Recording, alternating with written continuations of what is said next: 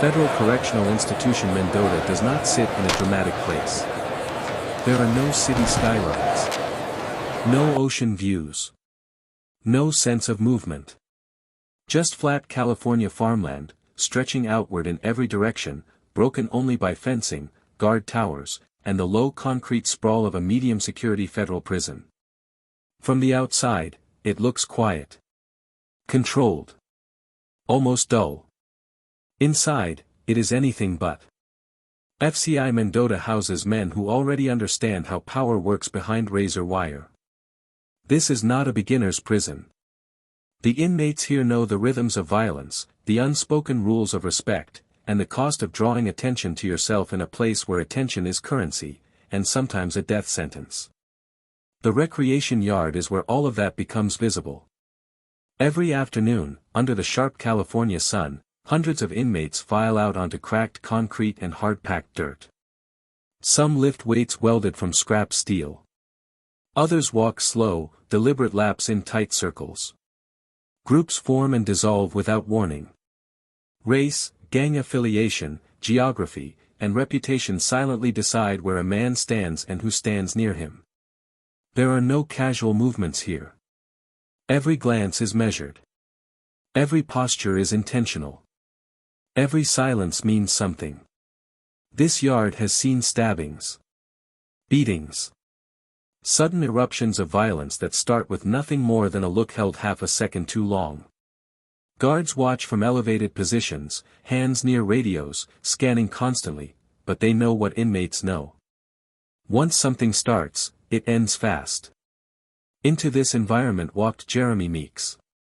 When Meeks arrived at Mendota, he already carried something no other inmate on the yard possessed: global recognition. Before prison, before sentencing, before he ever stepped foot onto federal concrete, his booking photograph had exploded across the internet. Shared millions of times. News articles. Memes. Modeling offers.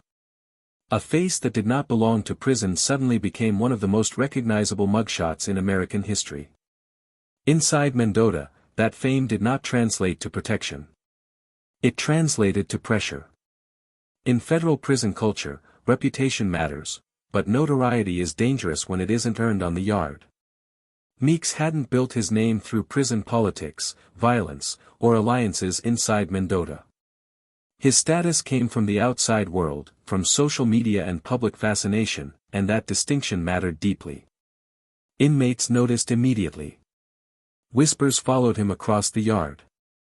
Eyes tracked him during movement. Men who had never spoken to him knew his name. Some mocked it. Some resented it. Some saw opportunity. Because in prison, anything that disrupts the balance of attention disrupts the balance of power. Guards noticed it too. Correctional officers at Mendota are trained to spot behavioral shifts, the tightening of groups, the way conversations stop when someone passes, the sudden clustering near weight benches or fence lines. They saw it forming around Meeks early on. He was not acting out. He was not aggressive. He moved carefully. But he stood out, and standing out is a liability. On the recreation yard, hierarchy is enforced informally. You don't announce your place, you demonstrate it over time. Men who fail to establish boundaries are tested. Sometimes verbally. Sometimes physically. Sometimes in ways that leave no visible marks but make the message clear. For Meeks, the testing came in subtler forms at first. Unbroken stares. Deliberate shoulder checks in passing. Comments made just loud enough to be heard. Nothing reportable. Nothing that triggers alarms. Just enough to remind someone that the yard notices everything. Meeks kept to himself. He worked out alone or with minimal company. He avoided long conversations. He didn't posture. He didn't challenge. But neutrality is not a permanent position in prison. The longer his presence remained a topic of conversation, the more the tension thickened. Certain inmates interpreted his silence as weakness. Others interpreted it as arrogance. A few understood the danger of being too visible, and waited to see how the yard would resolve it. By the second week, the atmosphere shifted. Groups began positioning themselves closer when Meeks was present. Movement paths subtly changed. The invisible lines that separate factions on the yard began to bend around one person. That kind of gravitational pull is never accidental. In Mendota, when inmates cluster without obvious reason, it usually means one of two things. A message is about to be delivered, or a line is about to be crossed. Correctional officers increased their watchfulness. Yard time remained open, but radios crackled more frequently. A few guards repositioned themselves along the fence line, giving themselves clearer sight lines toward the wait area and walking track. They couldn't intervene without cause. They could only observe. Meeks, for his part, showed no outward reaction. But tension leaves marks even when a man doesn't show fear. His posture stiffened.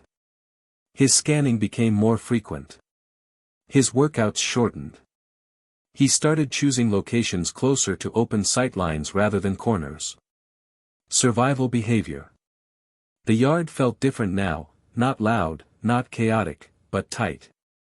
Like a room with too little air. In federal prisons, violence rarely comes without warning. The warning just doesn't sound like shouting. It sounds like quiet. That quiet settled over the Mendota yard in the days leading up to the incident. Men watched. Men waited. And somewhere between reputation and resentment, the situation was already moving towards something that could not be undone. By the time the gates opened for the next recreation period, the tension had reached a point where everyone, guards and inmates alike, understood one thing clearly. Whatever was coming would happen fast. And it would happen here. Power inside a federal prison yard is not assigned. It is accumulated, slowly, visibly, and often violently. At FCI Mendota, that power lives in routines. In who controls space around the wait benches. In who walks uninterrupted. In who others step aside for without being asked. It is enforced not through constant violence, but through the understanding that violence is always available. Most inmates spend months, sometimes years, learning how to move without challenging that order. Jeremy Meeks did not arrive with that luxury. From his first days on the yard, his presence disrupted a system that had already stabilized itself long before he entered it. Men who had fought, bled, and negotiated their way into influence watched someone gain instant recognition without any of that cost. That imbalance mattered. In prison culture, attention must be justified. If it isn't, it invites correction. The inmates who noticed Meeks the most were not the loudest men on the yard. They were the quiet ones, the enforcers, the observers, the men who rarely raise their voices because they don't need to. These inmates understood that unchecked attention creates unpredictability, and unpredictability threatens everyone's position. Meeks was not seeking power. But power does not require intent, only perception. Some inmates interpreted his restraint as calculation. Others read it as fear. A few saw an opportunity to test whether the yard's rules still applied equally to everyone. That testing rarely starts with fists. It begins with pressure. Meeks was spoken about long before he was spoken to. Conversations traveled through racial lines, through housing units, through exercise groups. Questions circulated quietly. Is he protected? Does he think he's untouchable? Is he getting special treatment? None of those questions needed answers to be dangerous. At Mendota, affiliations matter. While federal prisons are often less rigidly segregated than state facilities, loyalties still exist, and reputations still follow men from unit to unit. Meeks' background, his gang ties from outside, his criminal history, his sudden fame, made him difficult to categorize cleanly. Unclear categorization is risky. When inmates can't place someone, they assume the worst. Correctional officers were aware of the growing scrutiny around Meeks. They saw the way conversations stopped when he approached. They noted how often he was alone, how rarely others engaged him directly. That kind of isolation can mean safety, or it can mean something is being decided without him. Officers did not intervene. They couldn't. Nothing Meeks was experiencing met the threshold for disciplinary action. No threats. No assaults. No formal complaints. Just the slow tightening of social pressure that prisons are built on. Meanwhile, the yard's informal leaders watched closely. These were men who had survived Mendota long enough to understand timing. They knew that overt action too early would draw attention from staff. Too late, and the narrative might escape their control. Whatever was coming needed to look spontaneous, even if it wasn't. Meeks continued to follow routine. Workout. Walk. Yard time. Back to housing. But subtle shifts betrayed the weight he was carrying. His awareness sharpened. He avoided blind spots. He limited time spent near corners or fences. He chose paths that gave him visibility, not cover. That behavior didn't go unnoticed. In prison, hyper-awareness signals expectation. It suggests a man knows something is coming. To some inmates, that alone was reason enough to accelerate matters. On the yard, body language speaks louder than words. A squared shoulder can be a challenge. A refusal to move can be a declaration. Even silence can be read as disrespect, depending on who is interpreting it. Meeks' refusal to engage, to assert dominance or submit, left interpretation open. An open interpretation is a vacuum. Vacuums are filled. As days passed, alliances subtly formed around the situation. Not formal plans, nothing that could be traced, but shared assumptions. If something happened involving Meeks, few would be surprised. Fewer would intervene. The guards sensed it too. Yard patrols tightened slightly. Line-of-sight positioning became more deliberate. Radios were checked more frequently. But Mendota remained operationally normal, because prisons cannot lock down over tension alone. They lock down over blood. Meeks, meanwhile, remained unaware of how far the situation had progressed beyond him. He knew he was being watched. He felt the pressure. But he could not see the conversations happening behind him, the unspoken consensus forming across the yard. In federal prison, violence often arrives not as chaos, but as correction. A message sent to restore balance. And messages are usually delivered where everyone can see them. The recreation yard is ideal for that purpose. It is public enough to be witnessed. Controlled enough to be contained. Familiar enough that movement patterns are predictable. And when violence happens there, the message spreads faster than any rumor. By this point, the question on the yard was no longer if something would happen. It was how severe the correction needed to be. Would it be a warning? A physical test? Or something that permanently reshaped how Meeks existed inside Mendota? Those decisions were being weighed by men who understood consequences, but accepted them as part of maintaining order. Meeks continued to walk the yard unaware that neutrality was no longer an option. In a place where power must be visible, invisibility can be interpreted as defiance. And defiance, real or imagined, is rarely tolerated for long. By the time the next recreation period began, the yard was no longer waiting. It was ready. Violence in federal prison almost never announces itself. There is no countdown.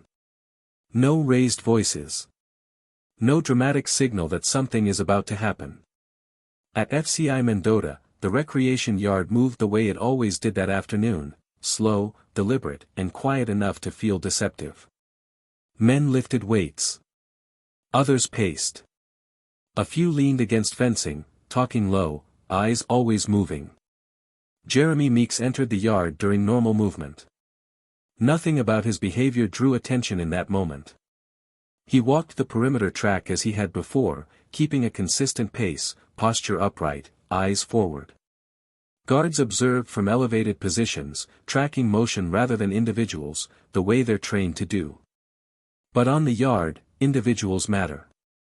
Within minutes, spacing began to change.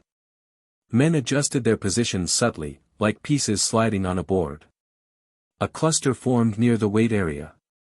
Another drifted closer to the walking track. No one blocked Meeks' path. No one confronted him directly. That was the first warning. In prison, when space narrows without explanation, it's rarely accidental. Meeks slowed slightly near a section of fencing where visibility opened up, razor wire overhead, guard tower visible beyond. He chose the open area instinctively, the way inmates do when something feels off but hasn't yet become clear. That decision may have limited what followed. As Meeks passed the wait area, an inmate stepped closer than necessary. Shoulder proximity without contact. A test. Meeks did not react. He did not turn. He did not acknowledge the movement. The yard noticed. A second inmate shifted position, angling inward.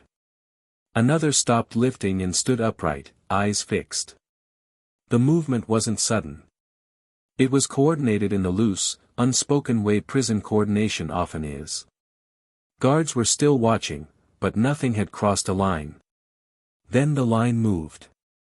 As Meeks continued forward, contact was made, not a strike, not a tackle, but a forceful collision meant to disrupt balance and assert dominance. It happened fast enough to look accidental to an untrained eye. It wasn't. Meeks stumbled, caught himself, turned instinctively. That turn mattered. In prison, turning to face pressure can escalate a situation immediately. Voices rose, not shouting, but sharp, clipped words exchanged at close distance. Inmates nearby stepped back just enough to create a pocket of space. That space is dangerous. A shove followed. Then another. At that point, the yard shifted from routine to alert. Guards moved immediately. Radios came up.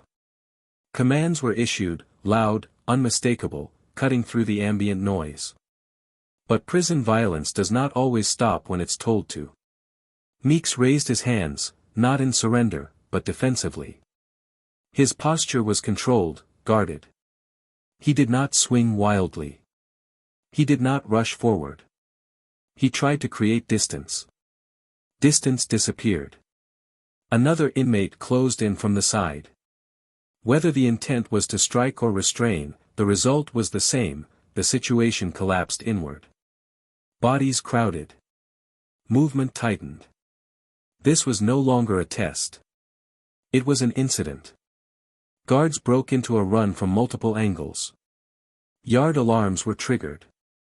Inmates not involved froze or stepped back quickly, hands visible, knowing the consequences of being anywhere near the center. The physical exchange lasted seconds, but seconds are long enough in a prison yard. Meeks was forced backward toward the concrete. He did not go down fully, but his footing was compromised. Hands grabbed at clothing. Someone fell. It was unclear who. Then batons were drawn.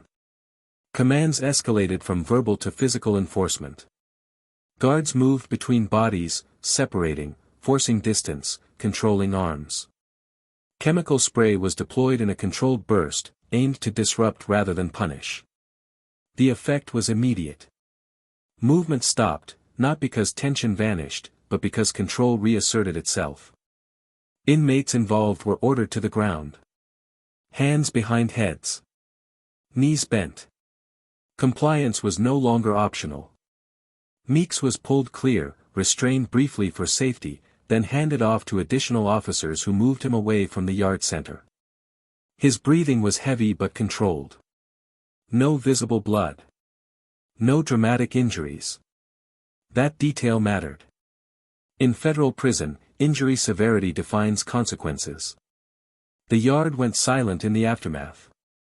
Inmates were ordered to prone positions. The recreation period was terminated. Sirens echoed briefly, then cut off. The gates reopened, this time under strict command, as inmates were escorted back toward housing in staggered movement. Meeks was removed separately. The incident, from first contact to full control, lasted less than 2 minutes. But the message had already traveled. Everyone on that yard understood what had just happened, even if no one spoke about it openly. The balance had been challenged. Authority had stepped in. And the situation was no longer informal. By the time the yard was cleared, Mendota had already shifted into response mode. Lockdown procedures began. Medical evaluations were conducted quietly. Incident reports were written with precise language. Camera footage was reviewed. What mattered most was not what happened, but what it meant. Meeks had been tested in public.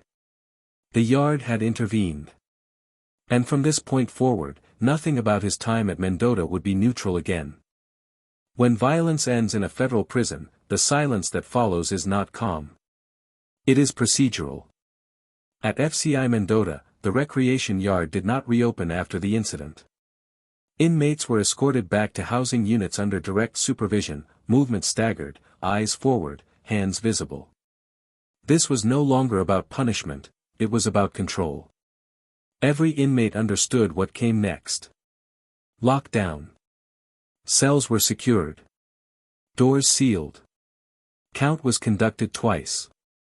Then again. The prison slowed itself down deliberately, the way institutions do when they need to regain certainty. Inmates were ordered to bunks. Conversations dropped to whispers. Radios and televisions went silent.